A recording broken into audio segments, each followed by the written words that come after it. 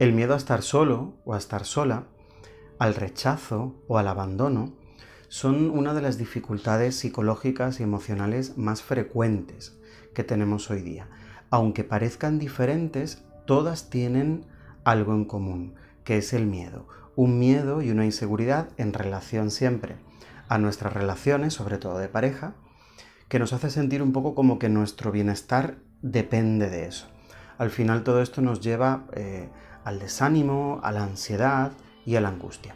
Vamos a ver cómo podemos resolverlo en consulta de forma estable mediante tu propio aprendizaje personal.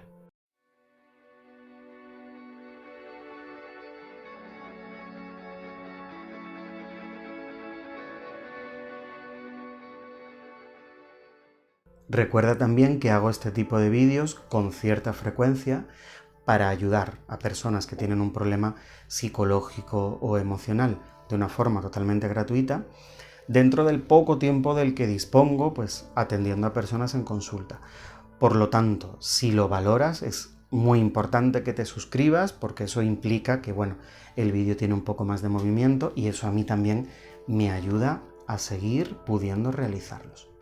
Bien, lo más importante que tenemos que entender, como te comenté antes, es que aunque parezcan miedos diferentes, el miedo al abandono o al rechazo o a estar solo, que hace que dependamos demasiado de la pareja o que la busquemos insistentemente, al final tenemos que entender que en la base es lo mismo, es miedo, es que tu bienestar, sientes que tu bienestar depende de los vínculos, bien sea porque no los tienes y los necesitas imperiosamente, o los tienes pero los quieres conservar a toda costa y sientes que el hecho de intentarlo tanto al final hace que la relación también se deteriore. En el fondo esto es lo mismo, es miedo, es inseguridad que cuando se hace muy intenso nos lleva a la ansiedad y la ansiedad con el tiempo al desánimo.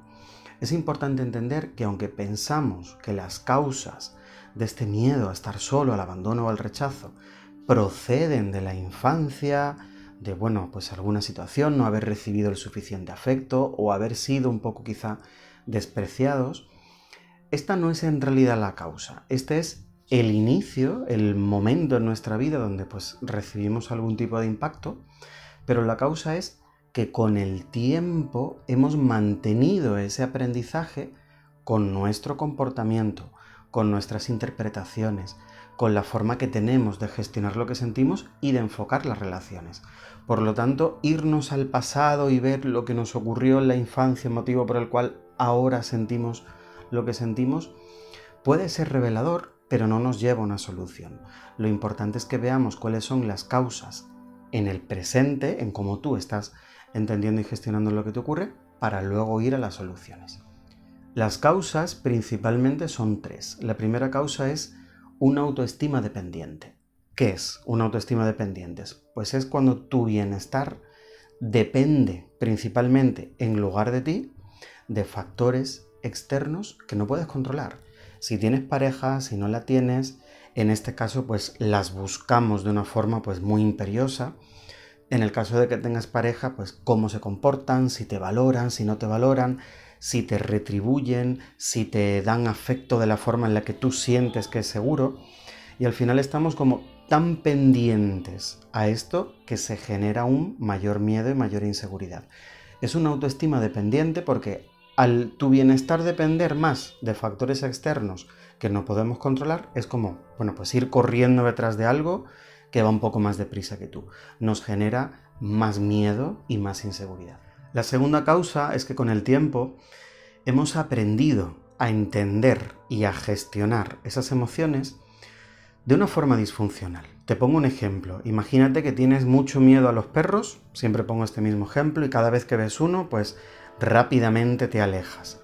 Si tu conducta es de evitación, los perros te van a seguir dando miedo, porque cada vez que lo evitas, te transmites la idea de menos mal que he hecho esto que si no me muerde, ¿no?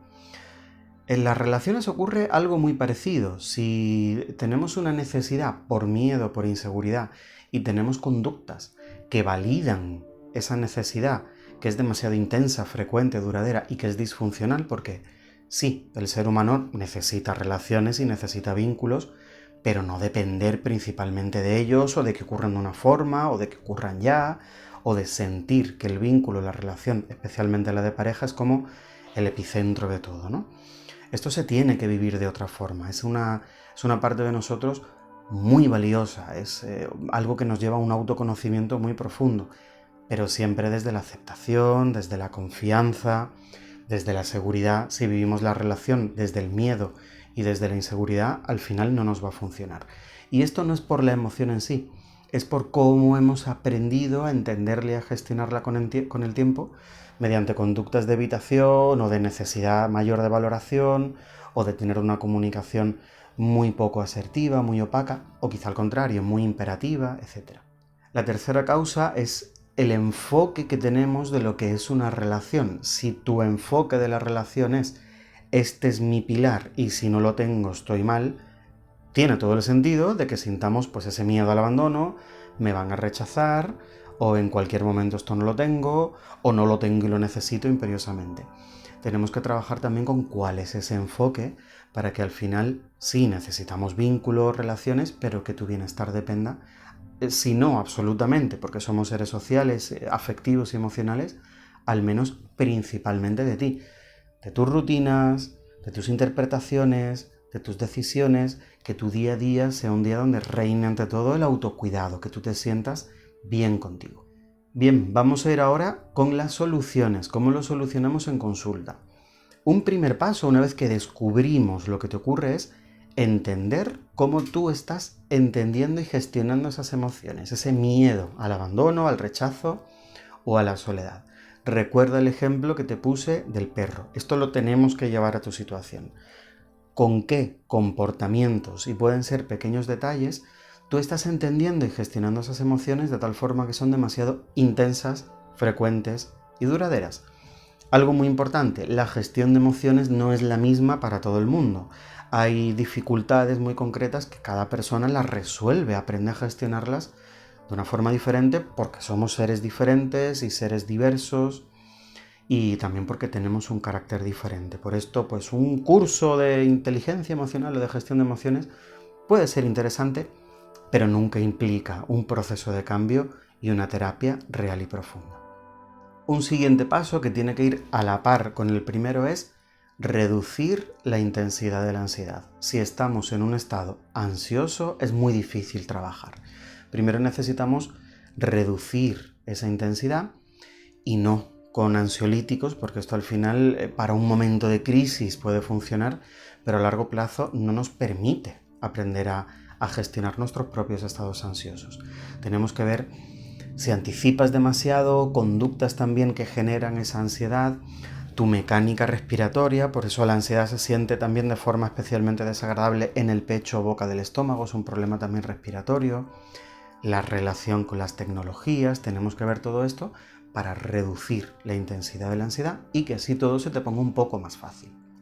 Tercera solución, aprender a entender y a gestionar tus emociones de forma funcional. Esto no quiere decir que dejemos de sentir miedo e inseguridad, a veces ocurre, pero que no tengan tanta intensidad, tanta frecuencia, tanta duración, que las vayamos gestionando para que ante todo haya más aceptación, más seguridad y más confianza, que esto nos permita fluir y construir relaciones desde otro ángulo, con otra óptica.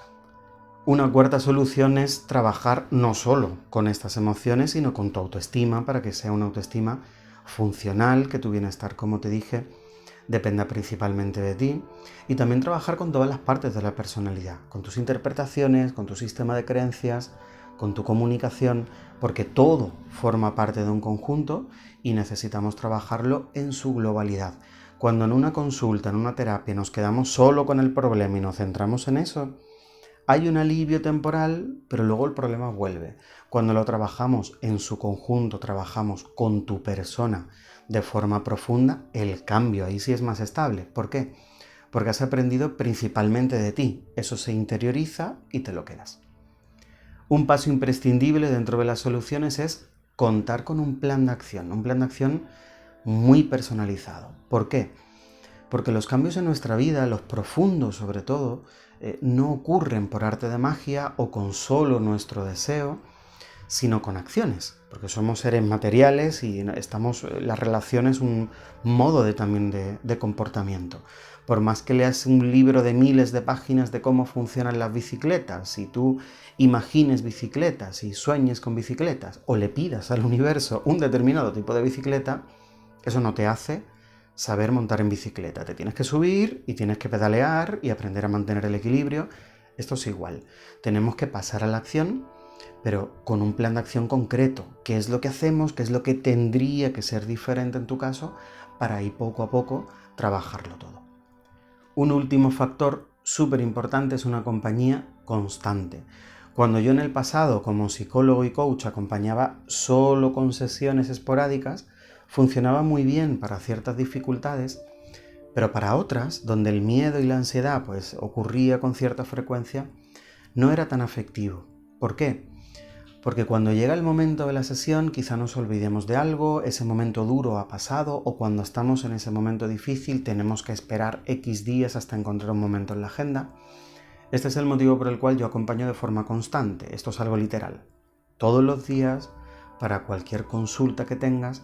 De esta forma, cuando hay un problema, pues se puede consultar en ese momento, vemos cómo lo estás entendiendo y gestionando, y si no en ese mismo momento, en unas horas, pues vamos trabajando con la solución, además de trabajar con otras herramientas como las propias sesiones, herramientas semanales, etc. Pero es importante la compañía constante para no sentir como que esa compañía es eventual, sino que lo vamos trabajando poco a poco, cada día. Así también cuando llega el momento de la sesión tenemos mucha información y podemos profundizar mucho más. Espero que este vídeo te haya ayudado. Cualquier necesidad que tengas, ya sabes, la puedes encontrar en empoderamientohumano.com. También ahí tienes la opción para agendar una primera sesión. Muchos ánimos y hasta el próximo vídeo.